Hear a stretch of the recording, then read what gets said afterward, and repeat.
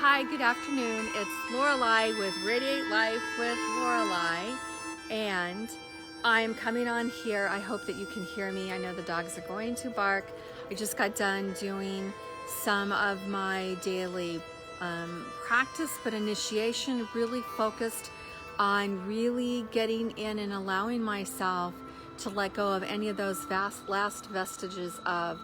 One thing is thinking that managing problems is ever going to create my life. Yes, I have to make my priority, and yes, I have to handle the things in the moment that I have put off. But I need to make that list and go through it every day. I like to do it first. If I can't do it first, I do it as soon as I can. It's better to get those things before we get resentment and before they have to be done or we have to be in fear, okay? The second thing, so create. So I create my day. I plan my day. I have my business plan, I have my blueprint, I have my garden, right? I look at my plan. I might fine-tune my blueprint, but then I go and I build in those steps to make sure that I manifest what I intended. Am I giving? Do I have a plan to giving? Well, I do every day. I do 3 hours. I do it because I love it, and I do it because I can.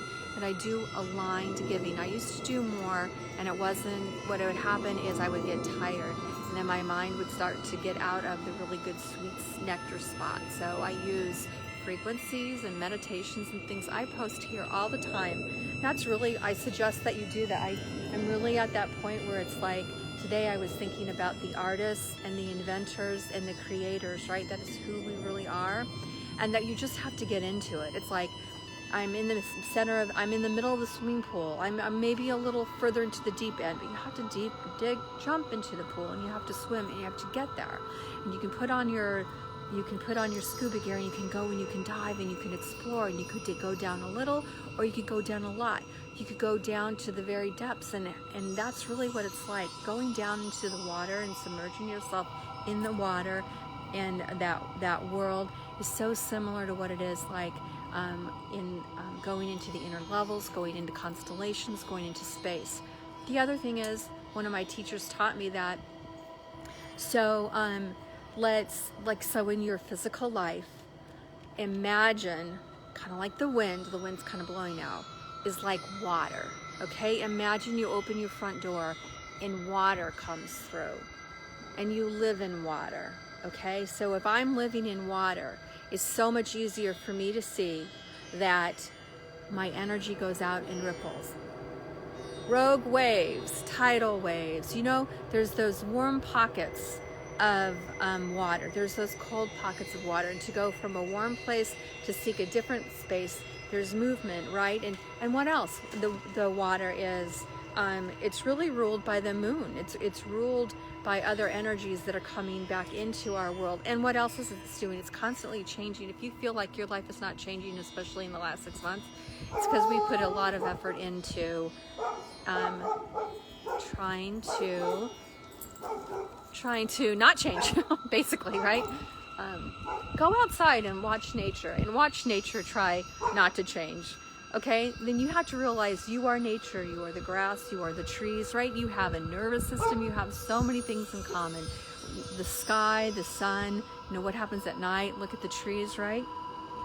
So if you haven't really found your footing yet, you have to realize you got to create your footing. You have to step into it. You can draw a line and a start line and cross over that line and say, this is me today. Draw a circle, stand right in the center of that circle and say, this is where I create, this is where my power is. And if you're feeling depressed, if you're feeling like you're sliding, you're slipping, you're spinning, you don't quite know, you need things in the world to change so you can change. You need the circumstances outside the world to change. This is called destination disease. And what it means is that we are always giving our power away, because for whatever reason, and there could be a lot of them, 10, 20, 30, 100 individual reasons, as a mass collectiveness reasons. Okay, so the important part is that here you are. The most powerful thing that you can do is appreciate what you have, be grateful for what you have, and gratitude for what you have, to appreciate what already exists, what is there, for the people that are already doing their jobs to take care of our world. Oh, and we talked about essential workers, right? And we've talked about mail delivery, the people that are cleaning our streets, that are doing our recycling, that are doing all these things in our world. And they keep going, and they get up every day, and they've had the same news going on and the same things. We have to choose which station we're tuning into. Tune into the inner station. I've tuned into nature, right? There are some people that we're actually afraid to talk about things going well, and we are not going to do that anymore. We are igniting our own light. We've been on pilot, and we're turning that way up. Be in gratitude. Draw a line, step over. This circle is your priorities, okay? And the first thing is be grateful. The second thing is be appreciative. Have a wave of gratitude. Make your existence in this world be one of a wave of gratitude. Okay? Appreciation, gratitude, thankfulness. Be grateful for the people who came before you. Be grateful for the people who have taught you. And then show them respect by paying that forward. Show them respect by thinking of people who influenced your life and thinking of people who did things and they never knew they impacted you, and honor them by using that. Honor that by teaching people. Honor that by giving that away freely. Watch your giving and receiving, right? Do it as a cycle. It's a sideways 8. It's meant to be continuous. It pops into a sphere, right? Energy, giving and receiving, and a sphere. Okay, here we go. And that energy is up and down, like this infinity circle is up and down. Pop it open into a sphere, and in the center is that circle 8, the infinity circle, and stay right there. Stay in the eye of the storm. When you stay in gratitude for what you have, when you stay in appreciation for what is, you create more of that. When you start giving attention to being disappointed, all you're doing is reinforcing it. It's like you're ordering it from a menu. And there was a book that said you cannot afford the luxury of a negative thought. It's like you have to make that decision. You can't go around what everyone else is doing, all right? So if you're here, this is what I'm doing, right? Holding myself accountable. I'm not perfect, but I am aware, and I am continuing to strive, and I don't allow whether people approve of me or not approve of me or get me or don't get me to limit my ability to keep on moving.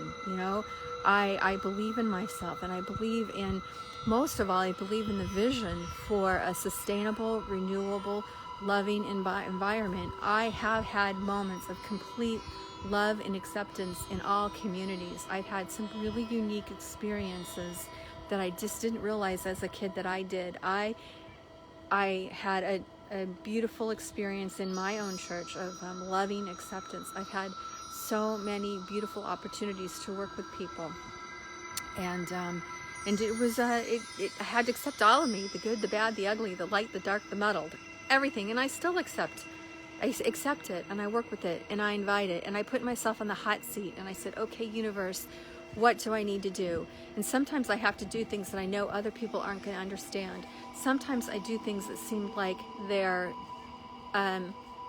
let's say the hardest part for me is really standing up and doing something like this. And I know that sounds really crazy. It's because I feel the energy in what happens. And, I have to say that what I've been doing recently has really helped to seal my leaky boat, to really deeply understand what it means to have our own pillar of light, to really decide to show up. Either I'm going to create, or that's it. Like, I have no other option these days. Like, I have decided full on, I'm creating, this is what we're doing, and that any part of control that wants to come in is being given to the light. Control within me, control within others, to think I can control anything. But that does not mean that I give up my ability to focus my energy, to focus my attention, to continue to build it, and they will come, to continue to do the things that I'm led to do. And as long as I'm led to do them, I continue to do them. It is okay if people don't understand. It is okay if people do understand, right? So What else was I going to say? That was the biggest thing. Like, no, it's not acceptable for us to dim our light. It's not acceptable for us to be less than what we are. It's not acceptable.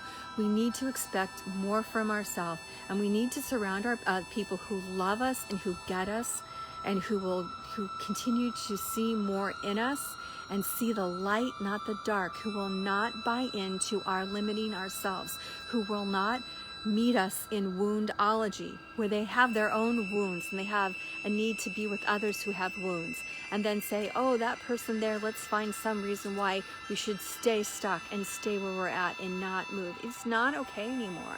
But here's the thing, that it's our own ability to choose, and we get to choose over and over and over again. So don't let someone else, like if I've said something to you which sounds forceful or sounds demeaning or somehow shows up in your world and reads a certain way, then just ignore me and then do what you need to be doing, because we're really saying, again, you know, here it is. You want a garden? What seeds are you planting? Did you plant your seeds? How's it going? All right? That's where you've got to be, all right? Or not. But this is where I'm going, and I will frustrate you, and the things that I say will be really, really frustrating, because limitations will come up and you will say things about me, and it's just going to be your own inner authority coming up and telling you you don't need to do what's going on. So today I was saying we can either be the lower mind, okay? Which is just the activator, it's just the stimulator. I don't even want to say that the little ego, but it is. Some of you will relate to it. It's the little ego, and all it does is motivate. It motivates what's ever in the conscious and unconscious mind. It is like a big mixer, and that there's concentrations of spices in different places. When your ego lands on one place that is a collective block, then that is what you will feel, that you have access to. But if you keep moving, if you keep clearing what's in that conscious mind, if you keep clearing that energy, then pretty soon what happens is your ego activates your creativity, it activates your ability to move forward. You have to have a vision for moving forward. You cannot allow yourself to be in limbo. You are literally at a crossroads, and you have either decided to use your cocooning as a time to come out as a butterfly, or learning about yourself. That's another good thing. It's like maybe you're getting ready to get ready. That's a step, okay? But you know in your heart what you can do in your light, and you are responsible for that, right? Even my teenagers. So appreciate who you are, appreciate what you have, notice that in other people, be the light for other people, not someone who is going to resonate at a lower level. We are no one needs to be rescued. We don't need to be rescued. No one needs to be rescued, okay? That's it. So we don't need to be rescued, but we do need to be reminded of who we are. We do need to be reminded of how strong we are. We do need to be reminded that you have to keep your eye on the ball, that you have to keep your eye on the target, that you have to create something that brings you up, all right? And be around other people who are setting higher goals for themselves, that are more aligned with more power, more ease, more grace, and stay there, right? That's what you need to do. And that's what I do, right? That's totally what I do. Now, the last thing is that what will be the outcome of this? What will be the outcome of gratitude for what we have, for the people who've come before us, for the people we know or don't know, the people who are helping the world move forward and going forward. That we're thankful that we have what we have. We're thankful for what we have in our body, rather than fearing what's happening to other people. We have to be thankful and gratitude, and use that. As you know, when you hurt yourself, a leg, an arm, or your back or something, the minute you get back up, doesn't it feel amazing and wonderful? And you have that moment of, oh my gosh, okay, now I'm gonna do these things that I've been wanting to do. And then that momentum will keep you for a while, but you have to continue to generate it and move into it, right? So the last part of that is, what will happen is, as a part of being grateful and appreciating and continuing to move forward, what will happen is, and be the light, shine the light, right? Shine the light. What will happen is, you will find your strength. You will find that you are naturally focusing on your strengths and naturally focusing on the other strengths. And what you focus on grows. What you give your attention to flourishes. It's not a matter of the conscious mind. I know I have people that are like, no, you know, I really let things go, and, you know, I'm not a negative thinker. And it's like, okay, you might be scanning your conscious mind and your conscious awareness of what's in your conscious mind. So you need to check your blind spots. You need to invoke for the obvious things. Look for what is in your unconscious mind, your dreams. So pay attention to your dreams, pay attention to your meditation, and be ready to collect those dreams. When you see the strength in yourself, it empowers you personally, and it reminds you what you have, okay? Now, when you start to see other people and you notice their strengths and you talk about their strengths, it can only help to raise them up. It can only help to flourish, okay? And if we're engaged in conversations, or wherever that conversation is engaging at, walk on by, and as you do, say a prayer, send love. Fear not, you know, judge not. I keep forgetting the third one. But I think those two are good. Be grateful. I would put a grateful in there, but not judging others, not living in fear, but we do have to live in the light. We do have to live in our own personal integrity. And we do have to be responsible for this heart, this hands, this mind, this creative ability. You are a creator. You're an artist. You're an inventor. Do that. You're a writer. Whatever sings. Okay? And don't let someone else's opinion of you be your opinion. It's their opinion in their world, and there's a lot of reasons why we've agreed to show up for each other in the ways that we have. Focus on your strengths as your own personal empowerment. Focus on each other's strength. Focus on others' strength, our humanity, to grow humanity stronger, one person at a time. Right? The Fabergé commercial, one person tells another, tells another, tells another, tells another. Start that chain. Keep it going to infinity and back. Clear the path. Be in your light. Be the eye of the storm. Get it while it's quick. Get it while it's small. Be self-aware. Always come back to self-aware. Take that moment and breathe in the light of who you are, the awareness of who you are before the world decided to inform you and you agreed. Break those agreements. Keep the agreements about your strengths. Keep the agreements about the things that you are and who you've accomplished. Think about times when maybe you might have just about given up on something and then you got it. Ask other people, what's something that you overcame? Like, make sure that it's something that they think about they did well, because you know, a lot of people aren't trained that way. They aren't looking that way. Get into focus groups where that's the expectation. The expectation is handling ourselves with dignity and respect, and working with others with dignity and respect. And sometimes when someone has that moment and they just need a moment to vent, then what you do is you put a sacred circle around them, and you hold your heart, and you listen, and you send that energy so they can get out that energy. Maybe that's what they need. They need to listen, but they don't need you to be telling them what to do. They don't need you thinking, oh, I've heard this a million times, she's never gonna. No, because you know what? Whatever you're thinking, you may as well say it out loud, because that's what you're projecting to yourself and other people. And if you're an energy worker, your thoughts are amplified. So if you're having a hard time, then you need to start really having that self-talk for others, people that you love, and self-talk for yourself, right? So make a plan and stick to that plan and keep yourself aligned, all right? You have a team. You have a whole team within you, and every part of your team is really important. Exhale. And now take a beautiful, glorious, light-filled breath.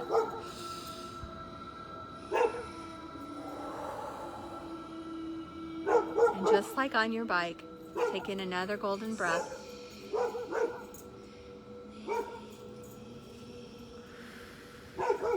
And another golden breath.